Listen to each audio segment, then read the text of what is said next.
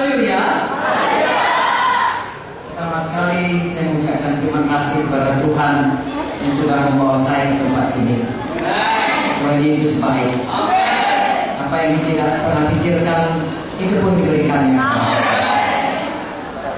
Kalau saya mau bersaksi bagaimana baiknya Tuhan itu, kalau Tuhan pun menolong saya, Tuhan pun akan menolong. Selanjutnya saya mau berterima kasih juga kepada hamba Tuhan Bapak John Markus dan Ibu Sonda dan semuanya anak-anak dan juga semua jemaat di KI Perbabakan ini sudah mengundang kami datang.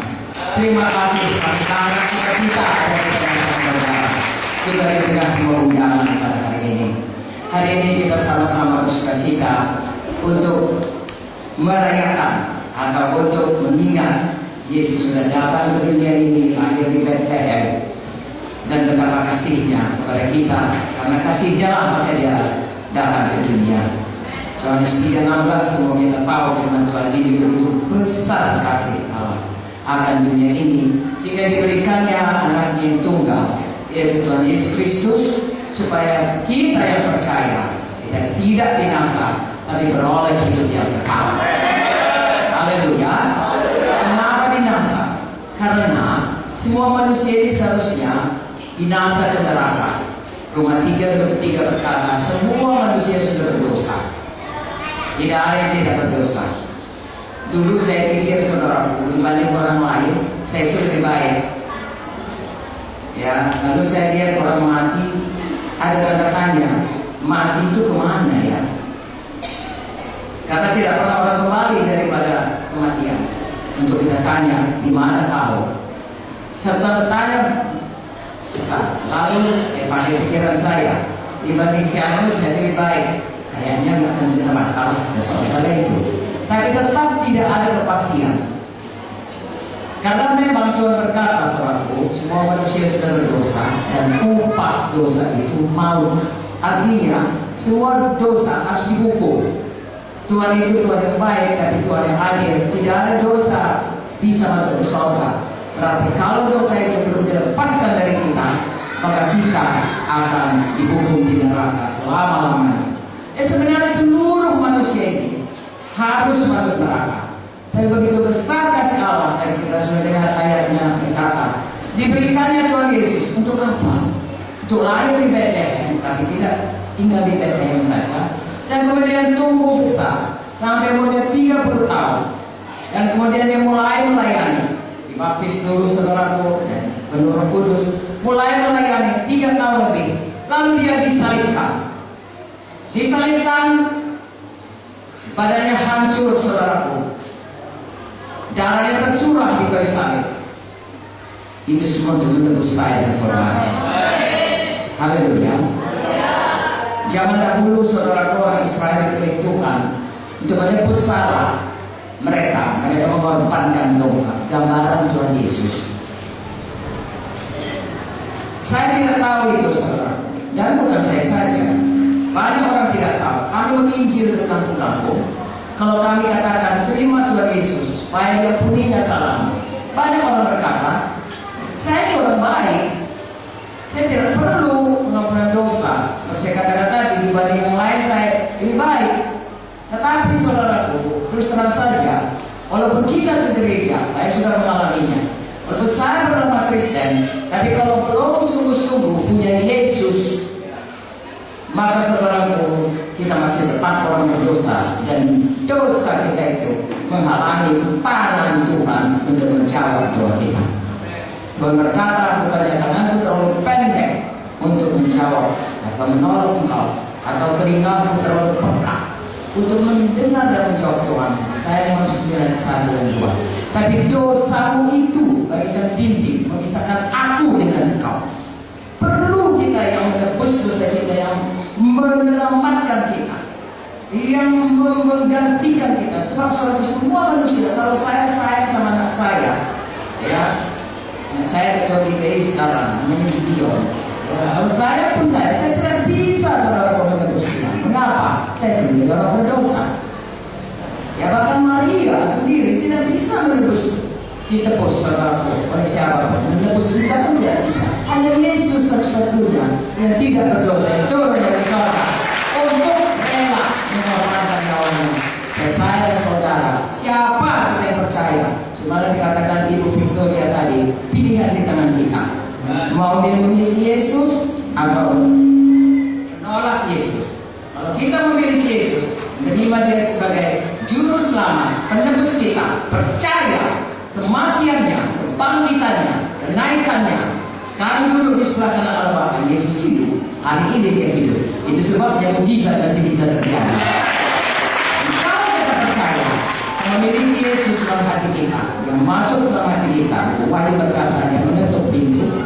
Saudaraku, kalau kita terima Yesus dan Kaulah juru selamatku, maka kita memiliki Yesus, kita memiliki hidup yang kekal, dosa diampuni, doa dijawab, mujizat terjadi.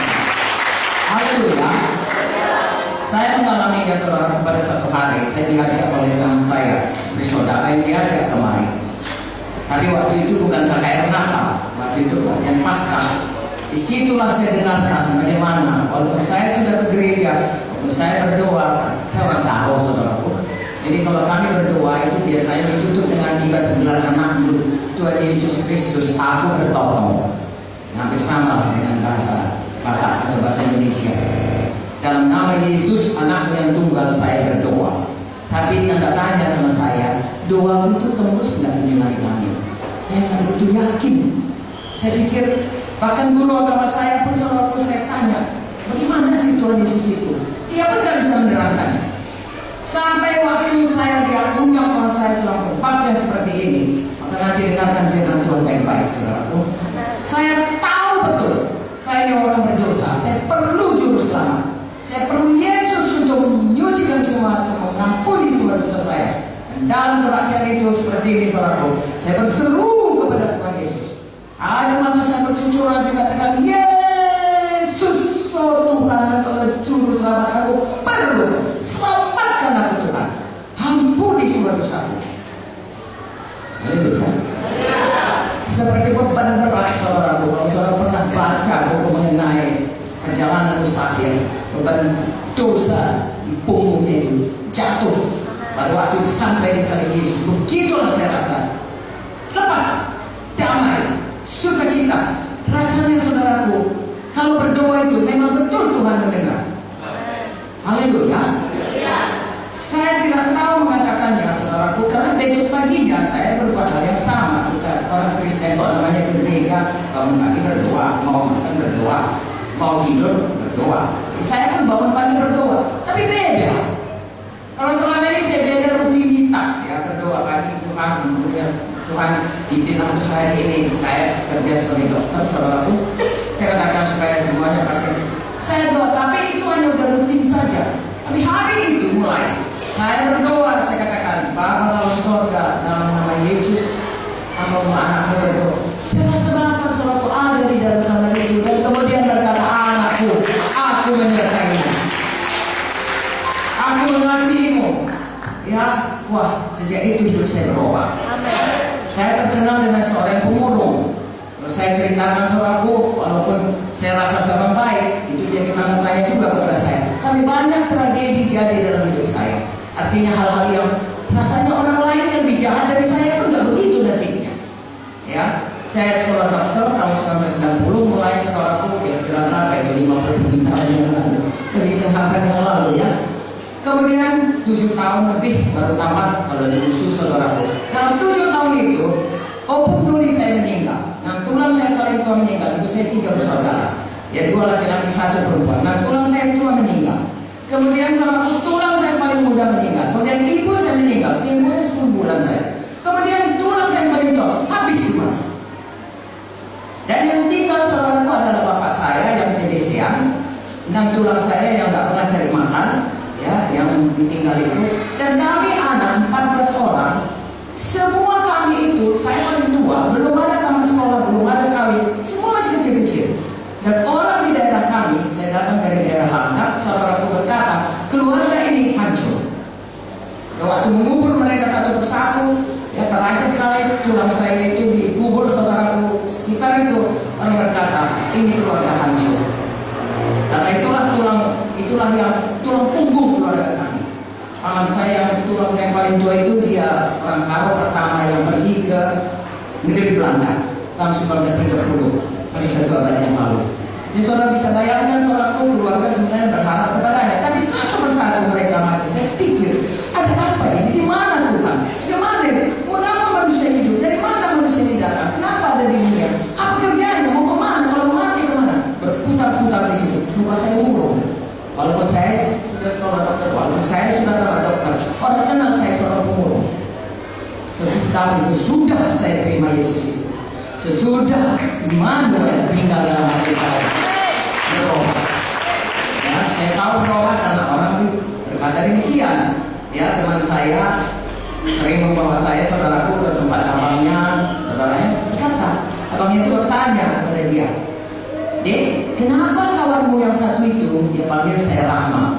Dia tidak tahu bahasa Karo nama saya Rahma mana.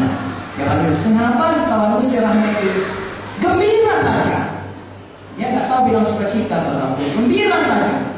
Dan saya waktu itu karena baru-baru saja saya selamat, saya belum bisa bersaksi. Jadi sekarang saya katakan, di dalam Yesus ada pengharapan, ada iman, ada sukacita, ada iman. Dan itu mengobatkan kita. Sampai sekarang saya sudah 76 tahun, saudaraku. Haleluya. Saya selama kira-kira 20 tahun, 27 tahun lebih sama dokter, saudaraku. Ya. Lalu saudaraku, saya kalau bersaksi dari umur sekian sampai 76 tahun, 50 tahun, saya rasa 3 bulan ini kasih. Ya, tapi biarlah saya saksikan, dan firman Tuhan berkata, Mazmur 18 ayat 17, saya berkali-kali mau mati, saudaraku. Firman Tuhan berkata, aku tidak akan mati, tetapi hidup untuk menceritakan perbuatan-perbuatan Tuhan. Perbuatan Tuhan yang paling besar yang saya alami, yang saya katakan tadi, yaitu memindahkan saya dari jalan ke neraka kepada jalan menuju surga. Karena Yesus ada dalam hati kita. Karena kita memiliki Yesus. Malam ini saudara terima kebaikan Tuhan itu. Itu yang paling besar. Apa gunanya dapat seluruh dunia ini kalau jiwa kita binasa? Apakah saudara perbaungan? Semuanya milik kita. Tambah lagi tebing tinggi, semua milik kita.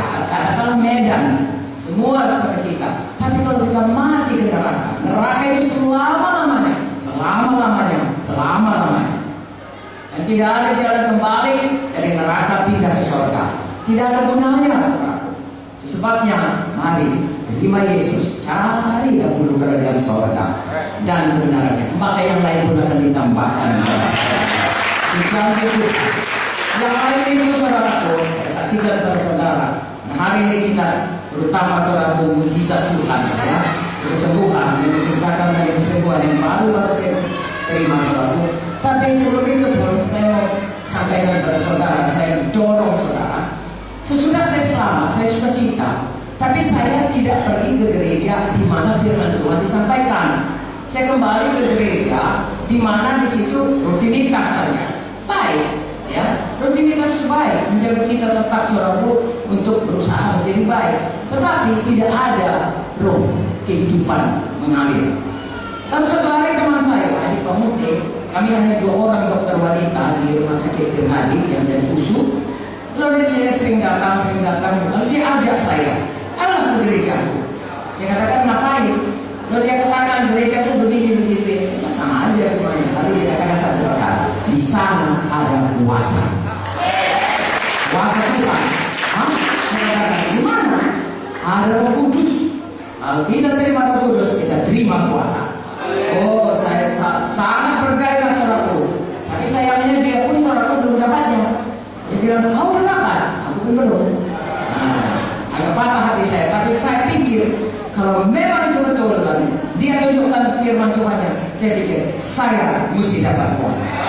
Haleluya. Terutama kuasa untuk bisa menang melawan dosa. Sebab biarpun Tuhan mengampuni dosa, paling tidak enak hidup dalam dosa. Tuhan mau kalau kita mengasihi Dia, mari hidup dalam jalan Tuhan. Dan itu hanya bisa dimampukan kalau kita penuh Roh Kudus. Jadi saya dorong saudara, sudah saudara terima Yesus, jangan tetap di sini. Terimalah firman Tuhan, penuh Roh Kudus, menang sekali. Amin. Tidak bisa dengan kekuatan sendiri mengikut Tuhan, harus dengan Roh Kudus.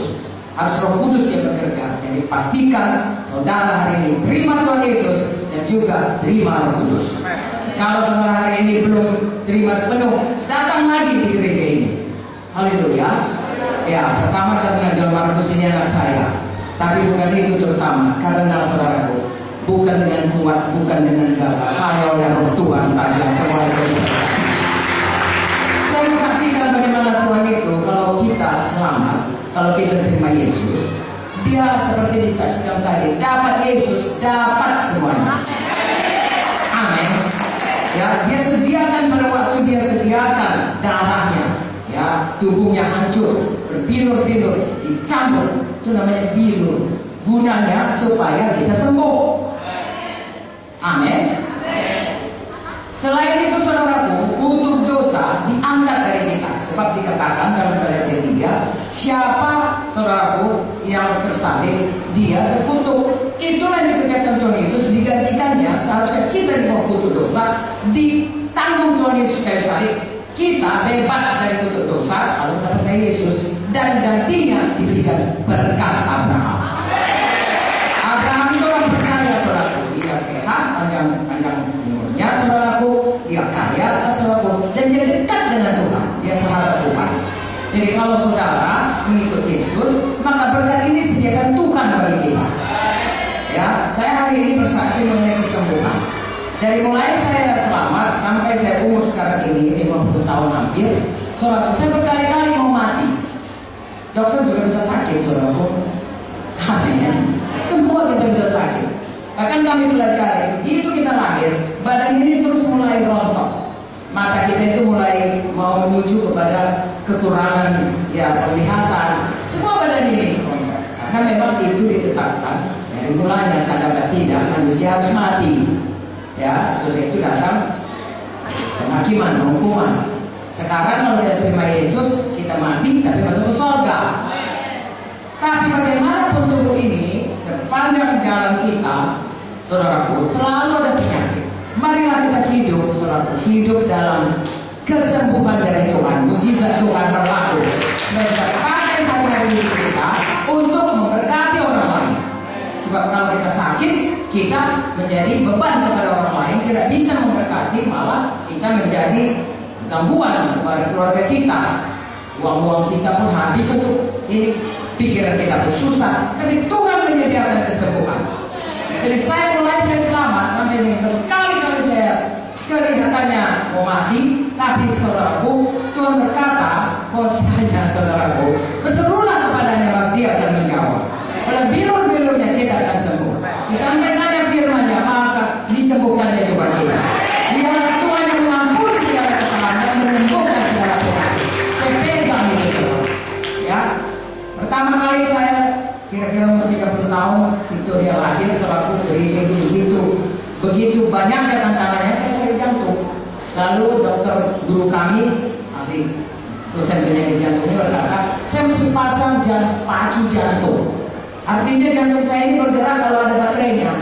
Lupa isi baterainya, di-slot pada dia. Artinya tidak bisa lagi jantungnya bergerak. Itu umur 30-an saudara. Ya, tetapi sekarang udah 70, 40 tahun saudara, jantungnya jalan terus, nggak pernah pasangnya baterai saudara. Mengapa? Mujizat Tuhan jadi saudara. Amin. Saudara, saya jantung sakit apa saudara? Ada Yesus lebih besar daripada penyakit ini. Datang pada Yesus, terima semua saudara. Hari ini pun malam ini terima mujizat saudara. Amin. Saya pernah saudaraku sesat. Ya, nggak bisa beli khotbah, nggak bisa nyanyi pun nggak bisa. Kenapa? Di foto saudaraku, rupanya ada benjolan di sini.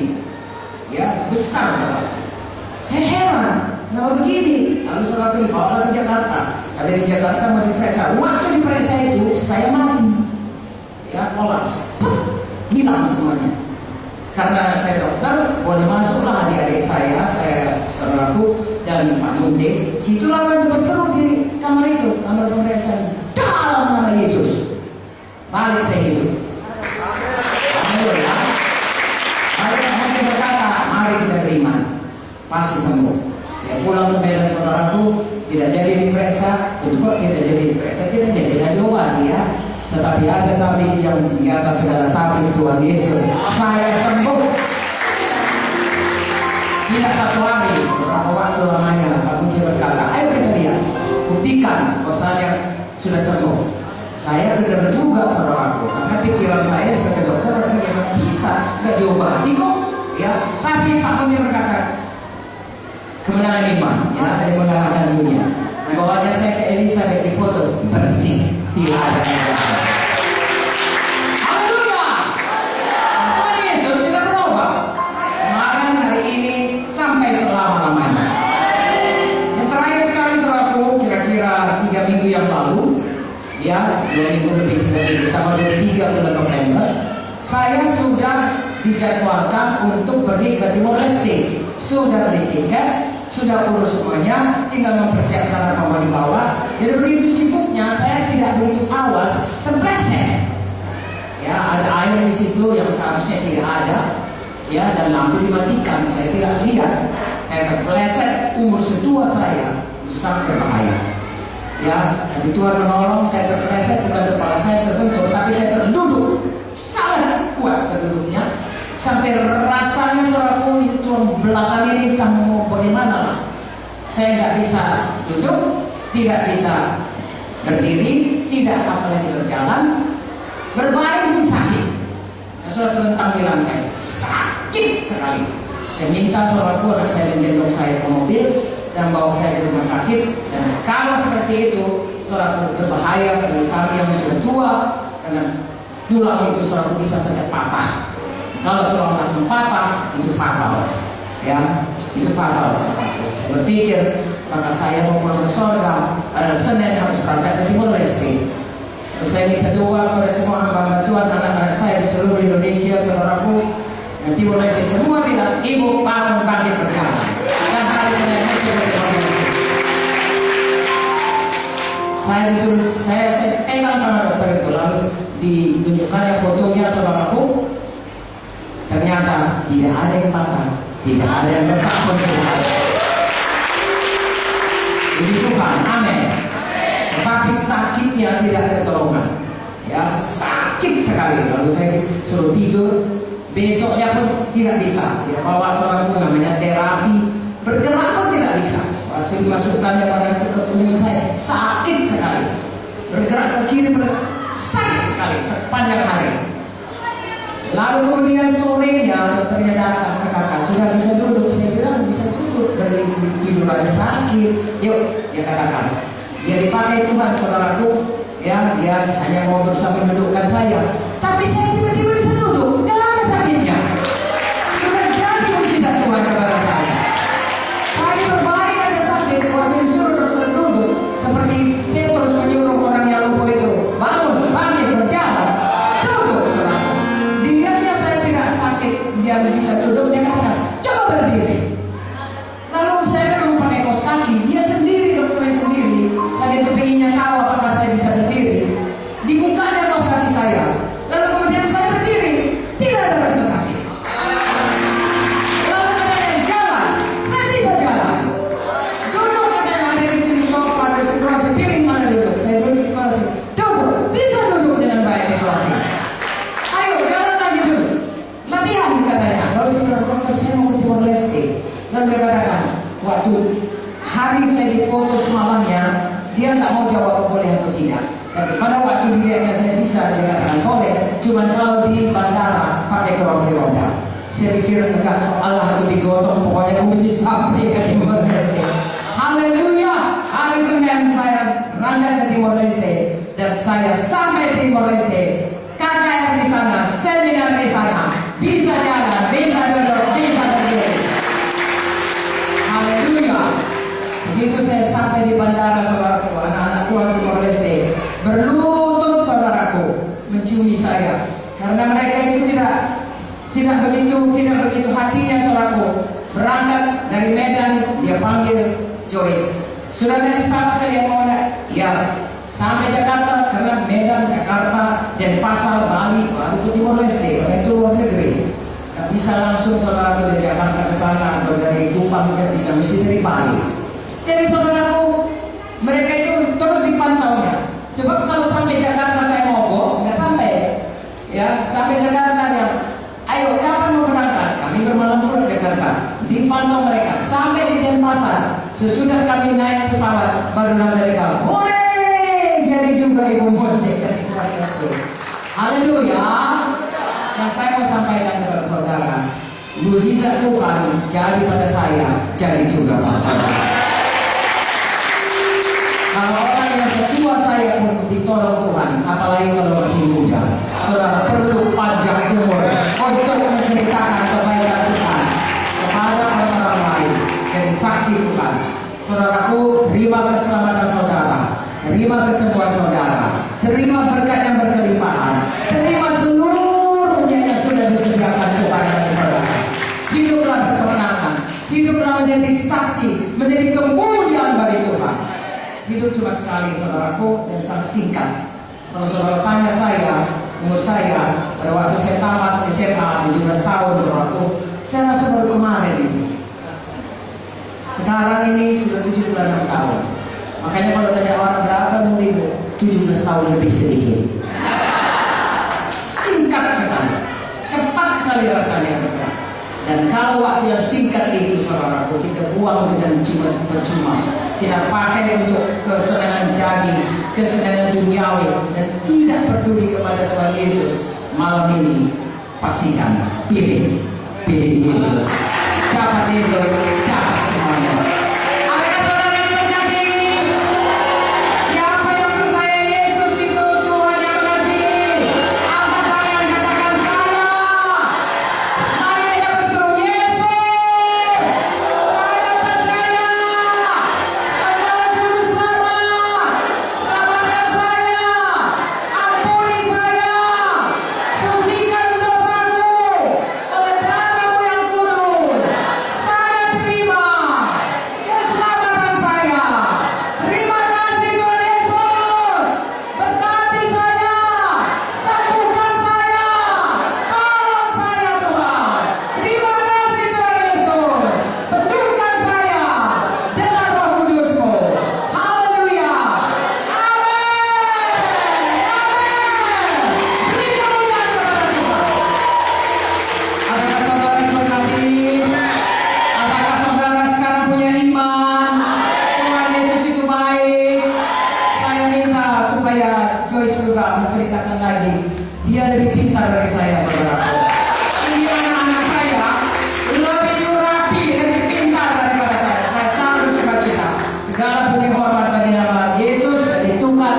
Biarlah kita semuanya, saudara,